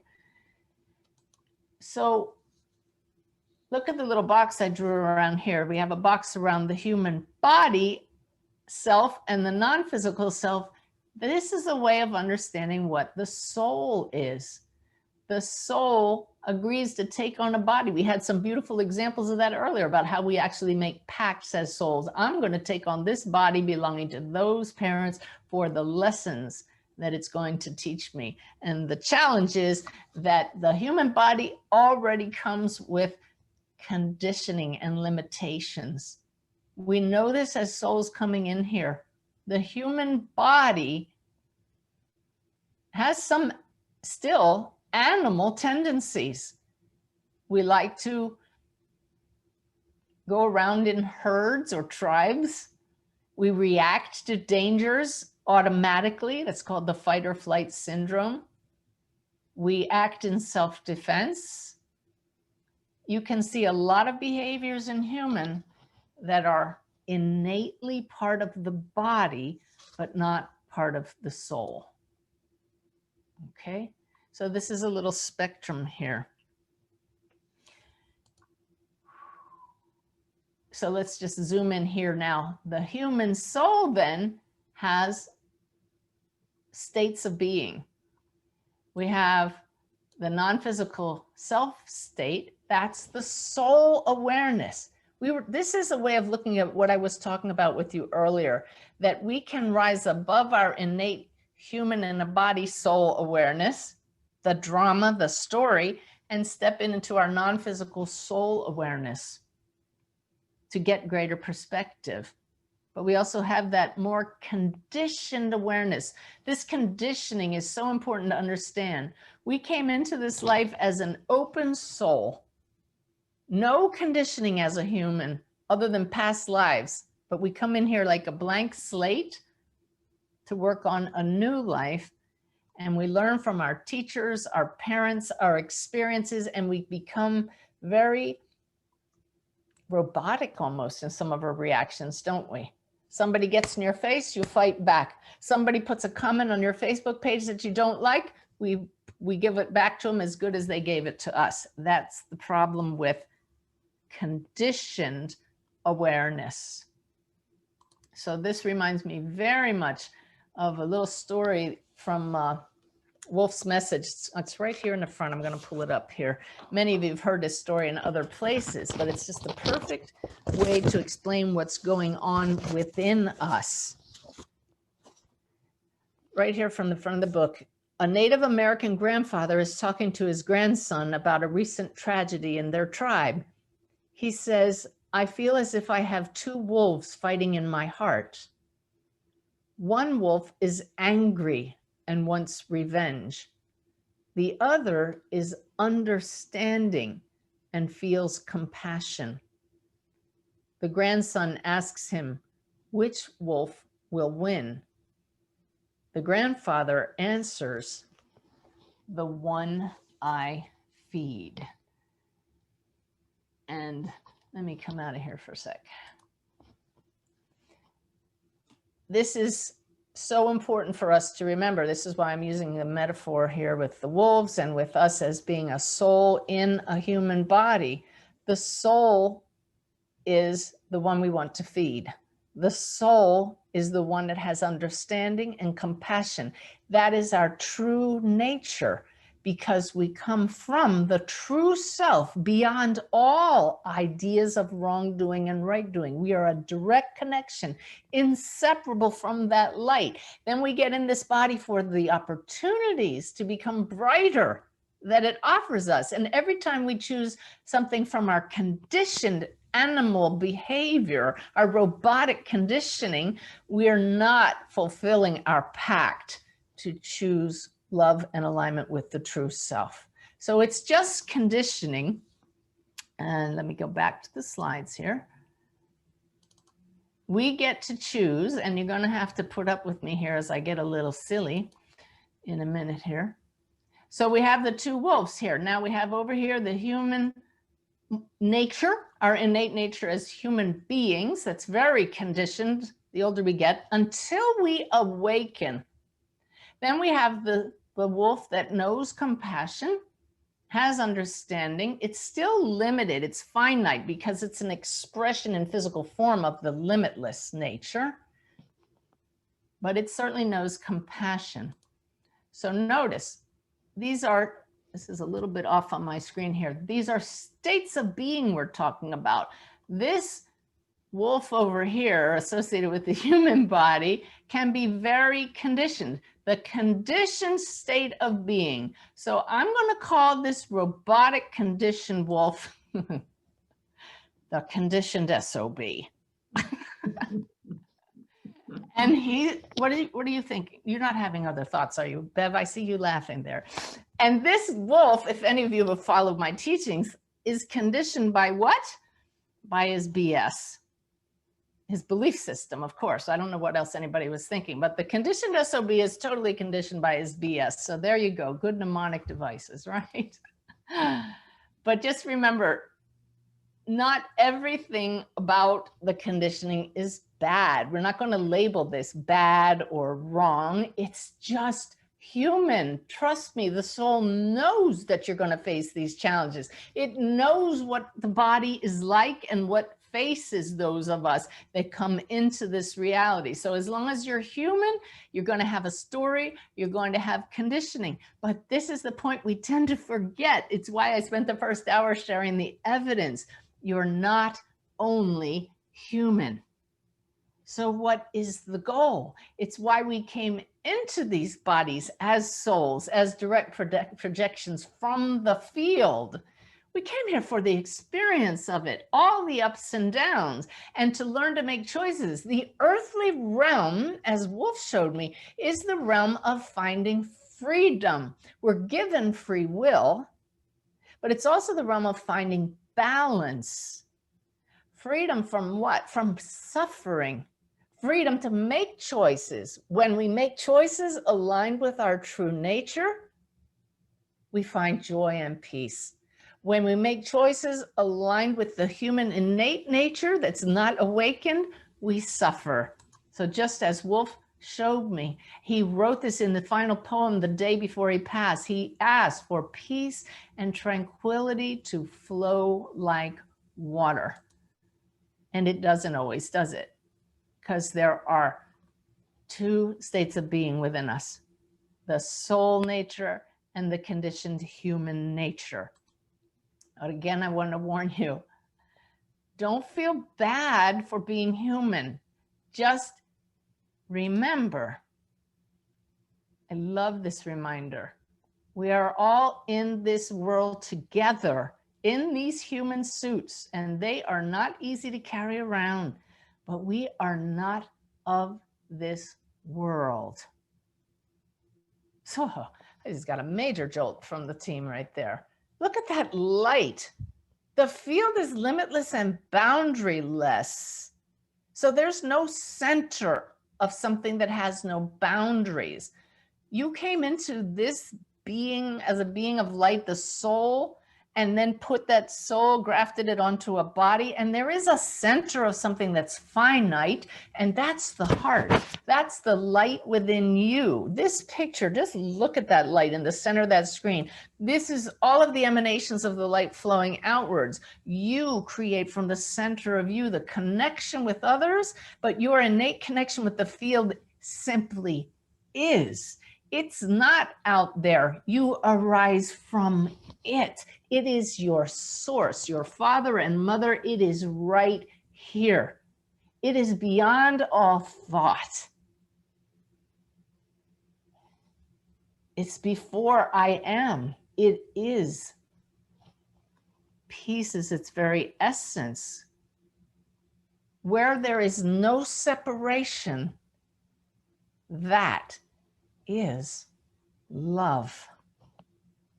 So we know love. Love is our true nature, but we become these conditioned souls. And our task is to decondition the human nature and know the field and meet each other in the field and use our innate awareness that is our source to notice when we're out of alignment. So you can choose to be conditioned. You can choose to get to know your true self. This is a drawing that this is Wolf, who is one of my greatest teachers. You can read about Wolf in Wolf's Message. He wrote in one of his poems here, drew on his picture, "I long to be freed of the chains that hold my heart captive." That is our innate longing. I feel it's why more people than ever signed up tonight. Something in the soul answered my intention that those of you who long to be freed of the human conditioning, come and learn with me a way to do that. This is just the background. I'm going to teach you now how to get to that free state and hold on to it.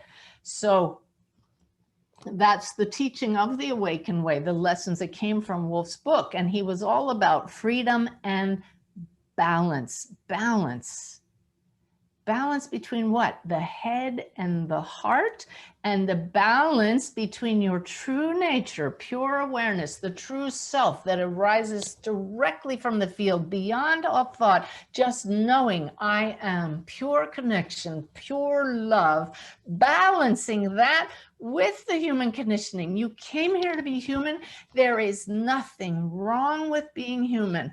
But if you're sick and tired of being sick and tired, if you're sick and tired of the fighting, the clashing, the arguing, the finger pointing, the blaming, the fear, then let's find that balance.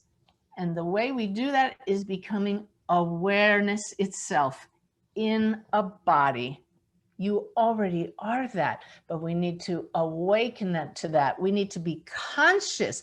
I am awareness itself. Am I using that awareness, or am I being a robotic human? Becoming aware. So here's just a little humor as we're getting a little bit heavy here. Becoming self-aware means being an aware wolf. Get it? All right. It's like awakening from a bad dream when you realize who you are. And anybody who has been awake while dreaming knows that lucid state. Okay, so we want to become lucid as the compassionate state of being. Remember the two wolves inside of us. One is conditioned, one knows and understands. So right here in the center is the balance point. And I call this the lucid zone. This is a key point here. You, the greater you, are all of these. This is what you need to wrap your heart around, and your head. Your heart actually knows it. Your heart knows, I am this. At some level that maybe one day I'll accept before I leave the body, that greater awareness is what's breathing me. This is what, if you set your intention to know, you will come to know. This greater awareness is how I know things I have no way of knowing. Then here in the middle is the non-physical limited aspect of the greater self. And over here is the very limited human. It's all awareness in expression. And once you really come to know that, aim to be in this part of this spectrum of awareness right in the middle. That's the balance.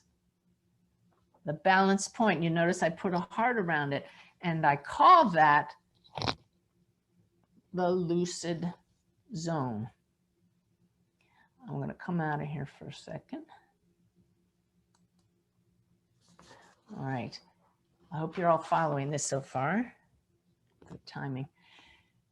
The lucid zone is a state of being. I've been practicing being in the lucid zone for the past month, and the synchronicities, the God winks, the peace through the election period, the connection with my team is off the charts and ongoing. So I'm going to teach you about the lucid zone, how to get into it, how it feels when you're in it. If we go a little over tonight and you have to leave, it'll be on the video. And I'm just going to make sure we get through all of it tonight. All righty. So it is a state of being that we want to get into. And I call it the lucid zone, kind of using a little bit of a terminology that some of you will understand if you've watched the old movies about military, or if you're in the medical field and you have a helicopter that comes to your hospital, you'll know that there's a term called the LZ, and that means the landing zone. Well, I'm calling this the LZ, the lucid zone, and we want to drop into the LZ. My friend Jackie, I told you I would give you a great acronym that you would appreciate. A former Marine, Jackie is, and she said she wants to learn how to be in the zone. She didn't realize I was going to be teaching about the lucid zone tonight, but this is our goal, to be in the lucid zone throughout the day. And it is a state of awareness that is different from normal waking consciousness, and I'm going to show you how to recognize it. It's a very lucid, aware state, very different than the normal human conditioning. That is a little bit messed up there. On my screen, it's straight. I have two screens in front of me. It should just say BPM right across the top there, one row. In medical terms, when you talk about the heartbeat, we talk about beats per minute. So this is just a little acronym to show you how to get into the lucid zone, the lucid state of being. Let me pop out of here a minute. We're going to be focusing on, BPM stands for breathing, posture, and mindfulness. Don't have to take notes because I'm going to be sending you this video. But here's the learning that's come in recently.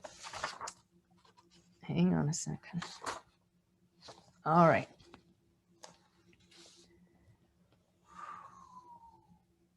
Notice every time I start an invocation with all of you, or anytime we do a meditation, we start with the breath. There's a reason for that. I'm not going to have slides for a while here. What we're trying to do is slow down our brain waves. Right now, most of you listening to this, paying attention, if I were to hook you up to an EEG, a brain wave measuring device, it would show a certain frequency. Actually, I'm going to have to show you a slide with this one. And that would be beta, certain frequency there, kind of active. And if you're super focused or very active, you're going to be in what's called high beta. Physiologically, one deep, slow breath can slow down your brain waves to alpha. And alpha is optimal for connecting with the higher realms. Notice what I said, one focused deep breath. Deeper states of meditation, you want to slow down even more with more deep breathing. But the exciting thing about dropping into the LZ is if you notice you're not connected, if you notice you're not calm, if you notice you're off balance and acting like a conditioned SOB, one deep breath and you can drop into the LZ. But that deep breath is not just one of these. It's a specific type of breathing. We can call it vagal breathing, V-A-G-A-L. That means your breathing presses on the vagus nerve, V-A-G-U-S, that runs from the brainstem down throughout the torso. Pressing on that vagus nerve stimulates the body's relaxation response. So your body's going to cooperate with you. So I'd like all of you right now to just take a moment and notice how you feel. What's your tension level in your body? How does your mind feel? Rate it for me. High, medium, low tension. High, medium, low alertness, activity level. Now, I'd like you to breathe in slowly through the nose. Do that to a count of 4. Feel pressure, full breath. Now I'd like you to exhale through lightly pursed lips to a count of 6. Exhale until your lungs are completely empty. I want you to feel them so empty that there's pressure in your chest and in the diaphragm. Ooh, got the lip twitch there. That's vagal breathing. Now you were really focusing on that breathing, but now let's do it with the intention of completely relaxing and slowing down our brain to alpha. Do it again. In 4 through the nostril, out 6 all the way.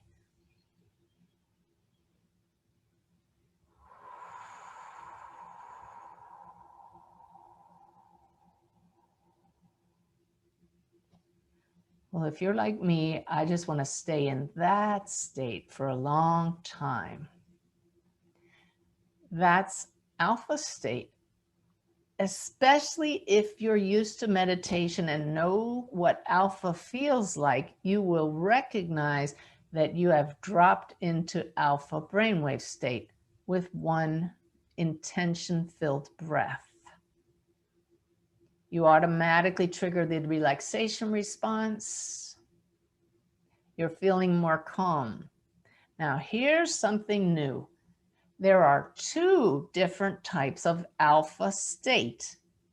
When you're stressed and tired, what do most people want to do? Veg out, which is why so many people sit in front of a TV for hours every night. Within 30 seconds of watching TV, you will drop into alpha. That's why it feels good. But that is an unconscious alpha state. It is non-productive. It's focused on one thing, the television or whatever else you're doing. And it's not particularly relaxing. It's a daydreaming state, isn't it? What we're aiming for in the LZ, the Lucid Zone, is conscious alpha state. Conscious alpha state is alert but relaxed. The difference is it's not focused on one thing, it's unfocused. So you can be watching TV, you can be reading a book, but opening up your peripheral senses, not just the vision. You get into what I call flowing awareness, and I will get into that in just a moment. But you're also tuning into insights that are coming in. It's so relaxed and flowing that it can actually be productive in that you're able to connect with higher guidance that's coming in every moment. We're going to talk more about how to get that in just a moment. But it was so important to understand the difference between unconscious alpha and a conscious relaxed state. This is the optimal state for doing readings. You're unfocused on one thing, you're flowing, but your brainwaves are slowed down, you're relaxed and alert. It's actually a vibrant state, and we got into it in one breath. Why in BPM is the next one? Posture. What's the most normal position when watching TV? Right? Drawn in, shutting out the world. If you shift your posture in the LZ, maybe while doing the dishes, maybe while walking from room to room in the house, maybe while typing on Facebook, and open the chest area, open the heart area, gently put your shoulders back. That's a lucid, aware action that says,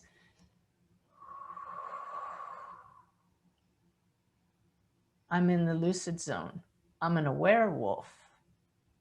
I'm here. I'm mindful. I'm present. I'm calm.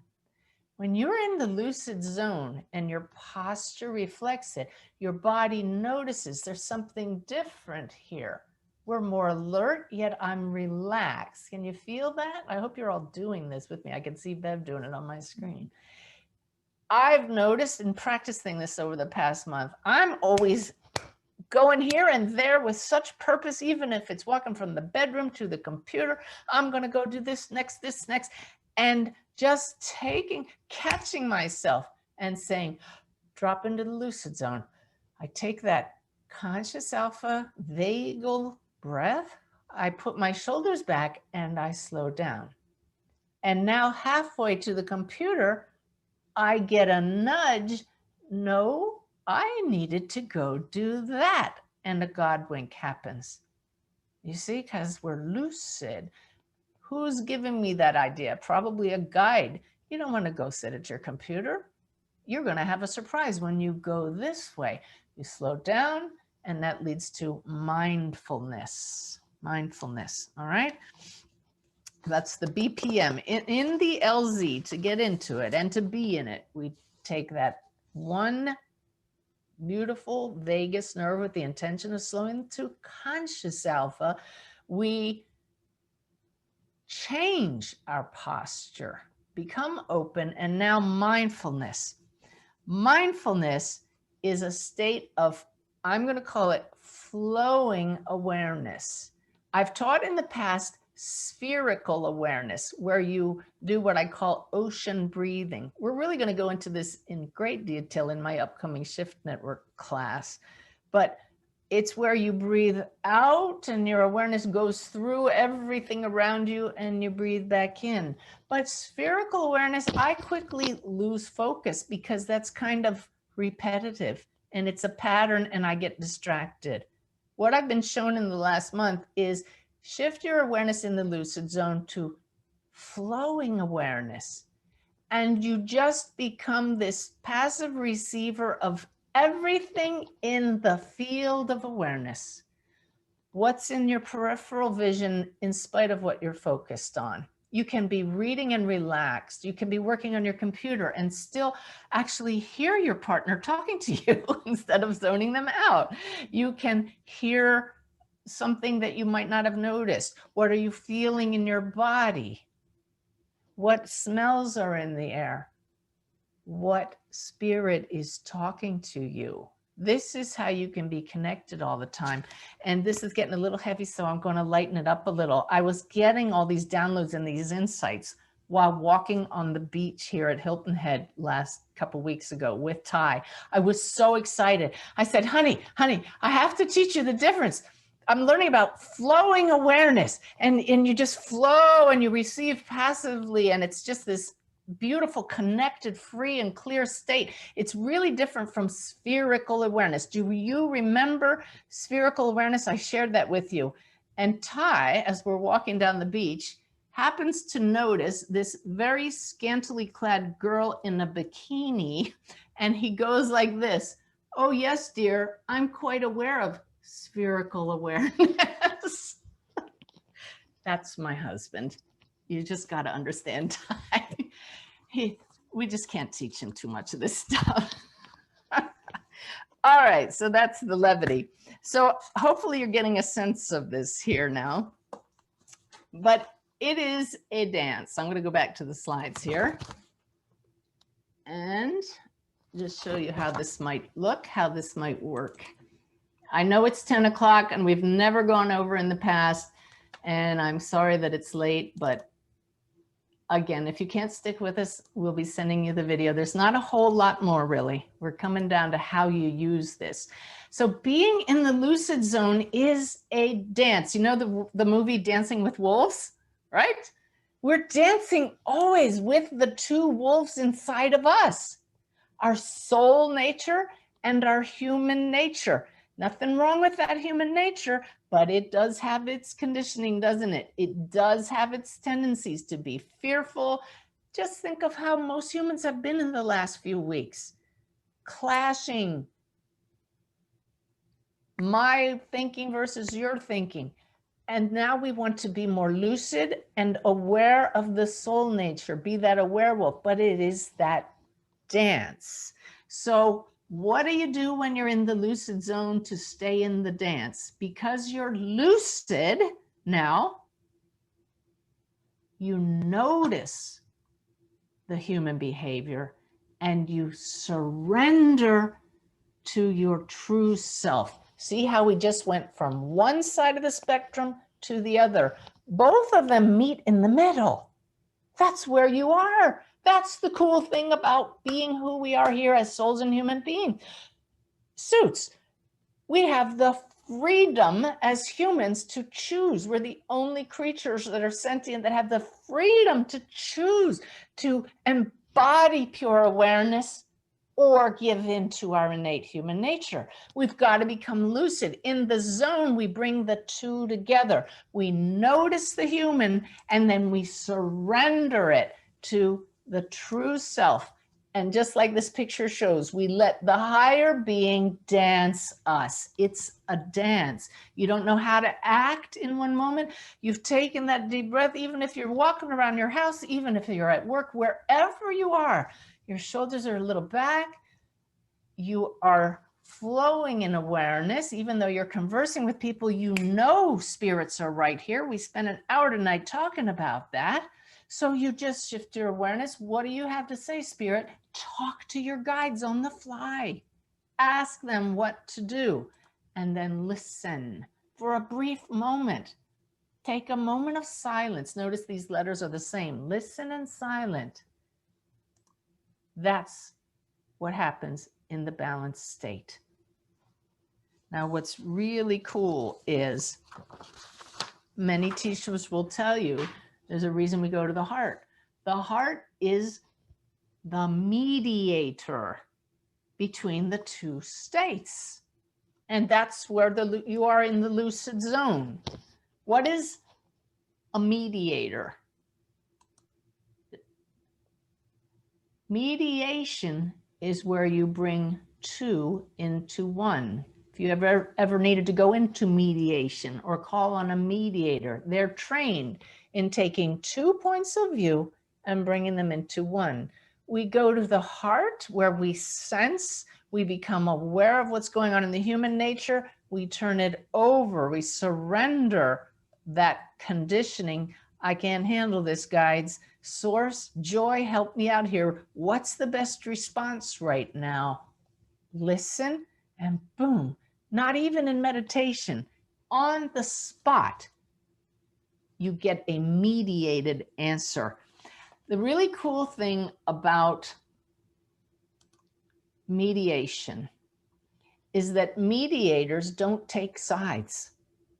Mediators seek a peaceful resolution. Mediators suggest alternatives, they offer suggestions. I'm not seeing that on Facebook. I'm seeing human behavior. I'm seeing conditioned wolves going at each other. I know you're seeing it too. We see it in ourselves. So please don't beat yourself up for this. Perhaps you were not lucid. I fall into non-lucid states, and now we know how to drop into the LZ. One vagus breath.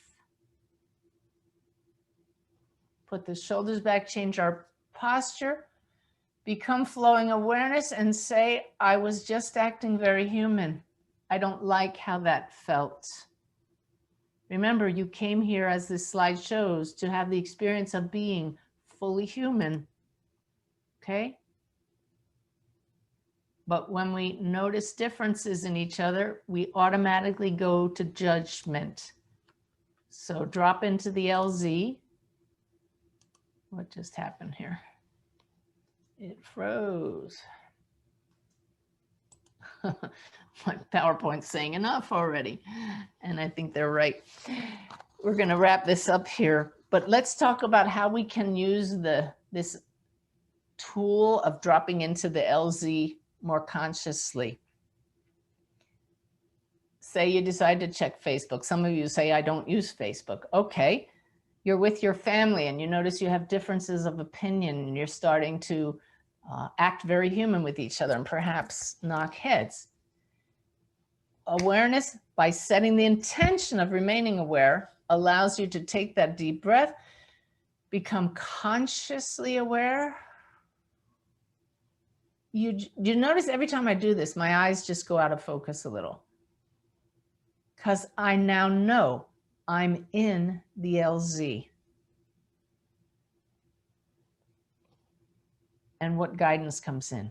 So we start answering and responding from the soul, balanced between human conditioning and what our true awareness, our true self is telling us. We're bringing the two into one through the heart. When I wrote the comment on the Facebook page, why I was taking down certain comments, I went into the LZ so that everything that came through my fingers would come from the mediator, offering suggestions, aiming for peace. If only our political leaders would do the same in every country, on every side of the spectrum. Aim for peace, offer suggestions, mediate. So we can model that by going to the center, noticing our human innate reactions that want to come up, surrendering to the true self in the middle because we're lucid and we're in that zone that's right in the middle, and responding from that place. So this is really not a whole lot of new teaching. I went back and I looked at my online course, Your Emerging Soul. It's very much the same teaching about integrating the states of awareness, but this model of the lucid zone and the awareness of how your physiological state can change and keep you in that state. Really set the intention, if you want to work on this in the coming days, of notice your state of being before that one important breath and after. And you'll drop in and out of it all day. But once you're in it and you start to notice your guides talking to you, you start to act on the nudges and the insights. You notice you're more peaceful. You're not so stressed out. You're not reaching for the sweets or the TV or the drink or whatever, because you're in the lucid zone. You will have found that place of peace. So it all comes down to the whole meaning of the term namaste. I honor the place in you that is of love, of peace, and of light. When you are in that place in you, and I am in that place in me, we are one. As the field, as joy, as awareness. So out beyond ideas of he said, she said, right doing and wrong doing, there is a field. It's right here. And when we drop into the LZ, the lucid zone, with intention, when it is our intention to be the light we came here to be, we dance through this life much more peacefully. I'm sorry to have gone a little over. I hope that that's very helpful to you. And I would love to meet you back here next month and get some reports on how that's working for you. I'm sure the guides will help me to refine a little more. I've only been working with this myself for about 2 to 3 weeks, but I am having such a good time. I can really notice the difference, and I hope you will. That's going to be what will change things for you. Feeling the difference. Really work on that flowing awareness. This is just the taste of the whole teaching. I tried to encapsulate it for you tonight, and I'm very excited because I know it will really help you find that place and model that for others. Lord knows our world needs it. Thank you so much for being a light worker, joining us here. Why don't we all just take a moment, take a deep breath, and send our love out to everybody that's here tonight. Hundreds and hundreds and hundreds of us tonight who care enough to change ourselves, to change our world. That blows me away. I'm so grateful to all of you. May we go forth lucidly, aware wolves coming from the heart. I love you so much. Thank you.